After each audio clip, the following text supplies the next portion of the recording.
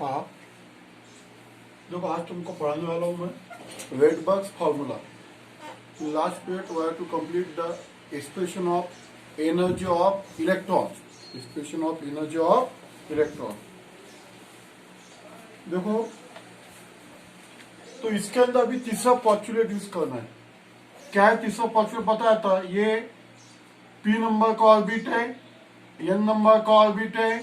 Electron jump from high orbit to low orbit. It emit energy in the form of photon. In the form of photon. EP energy of electron in pth orbit. En energy of electron in nth orbit. EP minus En is equal to h nu.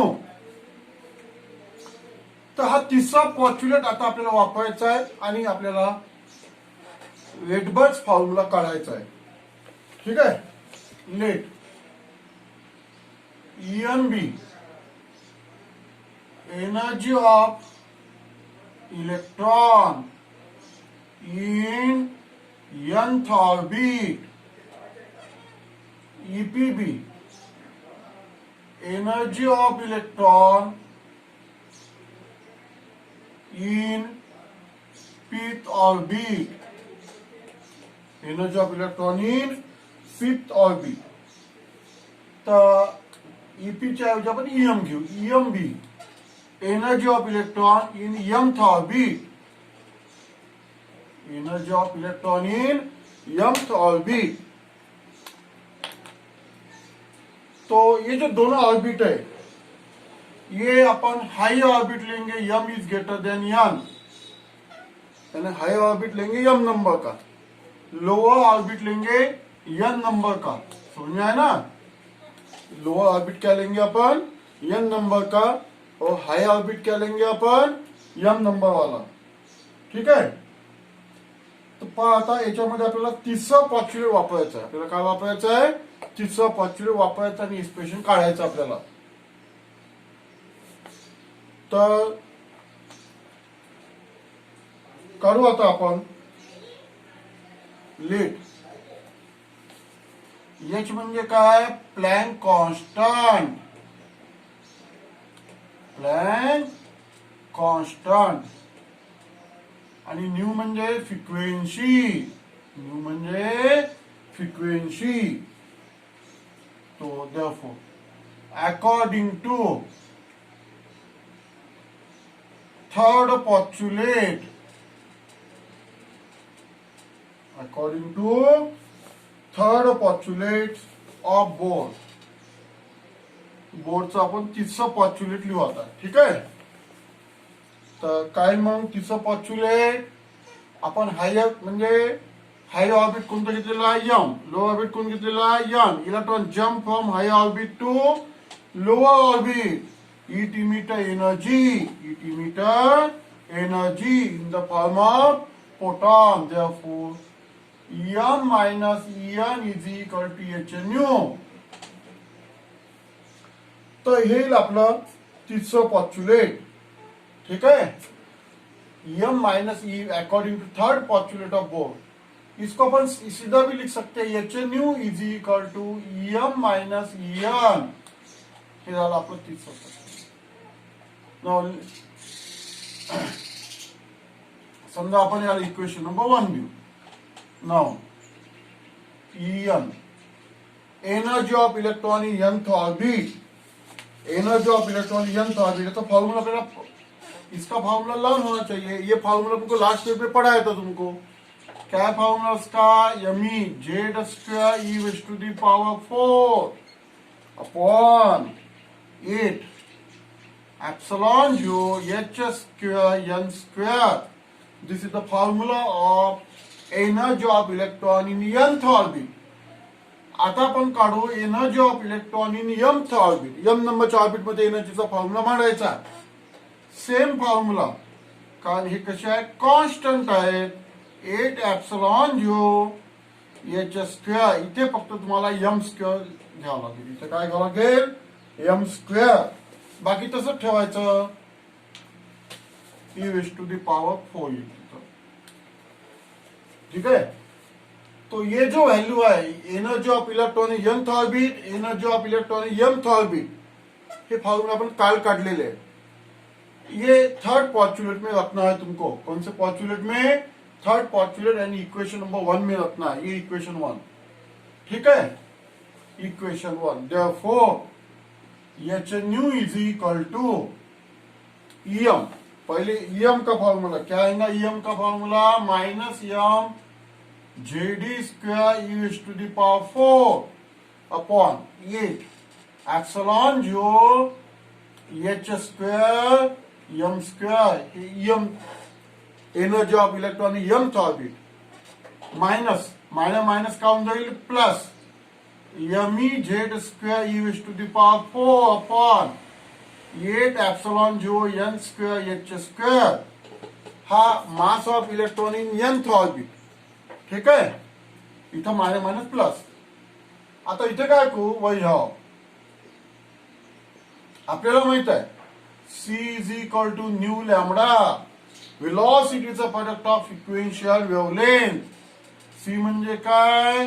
Velocity of light. C म्हणजे काय?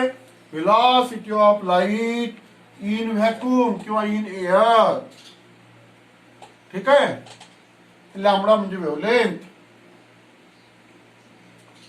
तर याच्यावरून आपल्याला new ची किंमत काढायची आहे. Nu is equal to C upon lambda. इथे काढा. Therefore nu is equal to C upon lambda. याच्यावरून न्यू काढा. न्यू ची किंमत काय मिळेल? सी अपॉन लॅमडा. ही किंमत इथं ठेवून देऊ आपण. Substitute the value of nu. तो याच्या C upon lambda is equal to. आता ही जी स्टेप आहे म्हणून कॉमन काढू आपण. काय कॉमन निघेल? मास ऑफ इलेक्ट्रॉन कॉमन निघेल. जेड स्क्वेअर कॉमन निघेल. ई वेस्ट टू दी पावर 4 कॉमन निघेल. ठीक आहे. अपॉन 8 कॉमन निघेल. एप्सिलॉन जो एच स्क्वेअर कॉमन निघेल. ब्रॅकेट मध्ये काय आलेलं आहे? -1 upon M square. Minus 1 upon M square plus 1 upon N square. हे आपलं अपन जब कांस्टेंट क्वांटिटी है वो कॉमन निकाल लिया अपन. और न्यू की वैल्यू डाल दिया सी अपॉन लैम्बडा. उसके बाद में इसको क्या कहो? 1 upon lambda is equal to H S C है ना, उसको डिनो इधर लेके आओ. M E Z square E वेस्ट to the power 4 upon 8 epsilon जो H into H square H cube into C. ये सीधा लिखा हो. इसको सीधा लिख लो 1 upon N square minus 1 upon M square. ठीक है.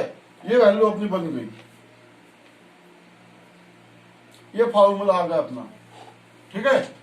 अब ये जो कांस्टेंट क्वांटिटी है उसको अपने को रखना है. नाउ पुटिंग यमी जेड स्क्वायर ई वेस्ट to the power 4 upon 8 epsilon जो एच क्यूब. याला आवेच म्हणतात वेटबर्ग कॉन्स्टंट. याला म्हणतात Rydberg constant. It is known as a Rydberg constant. समझ में आया ना? इसको ये जो कांस्टेंट वैल्यू है इसको वेटबर्ग कांस्टेंट बोलते हैं. और इसकी जो वैल्यू है 1.097 10 टू द पावर 7 पर मीटर, यानी 1 अपॉन मीटर. समझ में आया ना? ये इसका यूनिट है. ये इससे यूनिट निकाला है पूरा. तो देखो ये वैल्यू को वेटबर्ग कांस्टेंट बोलते हैं 1.07. और इसको अपन मीटर -1 भी लिख सकते हैं अपन. 1 अपॉन मीटर मीटर -1. ये जो है ये कांस्टेंट वैल्यू है, इसको वेटबर्ग कांस्टेंट बोलते हैं. देखो 1 upon lambda is equal to average 1 upon M square minus 1 upon N square. 1 upon N square minus 1 upon M square. याला म्हणतात वेटबर्ग फॉर्मूला. इसको क्या बोलते? Rydberg's formula. It is known as a Rydberg formula. This is called as, this is, तो देखो यहां पे जो जेड है, जेड है एटॉमिक नंबर, जेड यानी क्या है, एटॉमिक नंबर, वो एटम के ऊपर डिपेंड है। तो ये जो है ये कांस्टेंट अलग अलग एटम के लिए बदल सकता, तो यहां से निकाल दो, ये यहां पे डाल दो, है ना। एक्चुअली वो बदल सकता है, जैसे लिथियम के लिए अलग है जेड, हाइड्रोजन के लिए अलग है, हीलियम के लिए, तो यहाँ पे अपने को कोई जरूरत नहीं डालने की, तो वो जो है इतना ही कांस्टेंट हो जाएगा। आगे into Z, it is called as a Rydberg's formula, इसको रेडबर्ग्स फार्मूला बोलते हैं। अब देखो ये जो फार्मूला है समझ में है ना, जैसे अभी हाइड्रोजन एटम है, फॉर हाइड्रोजन एटम, तो हाइड्रोजन एटम के लिए एटॉमिक नंबर 1 है, हाइड्रोजन एटम के लिए। तो एटॉमिक नंबर यानी नंबर ऑफ प्रोटॉन, तो ये फॉर्मूला ऐसा बन जाएगा RH 1/n² minus 1/m², hydrogen atom के लिए। तो this is known as a Rydberg formula.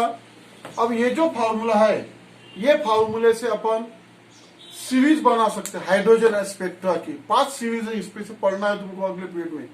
Layman series, Balmer series, Paschen series, Brackett series, पीपन सीरीज, इस पे ऊपर से फार्मूले बनाने हैं। तो this is known as a Rydberg formula. अगर तुम हीलियम के लिए भी बना सकते हैं, जेड डालना है तुमको हीलियम के लिए 2, वैसे हाइड्रोजन के लिए जेड की वैल्यू 1, तो ये जेड बन गया। तो तीसरा पॉस्टुलेट है यहाँ पे, we are using a third postulate, when electron jump from high orbit to low orbit in the emit energy in the form of photon, that is the difference of energies in that 2 orbits. So we have to complete Rydberg's formula.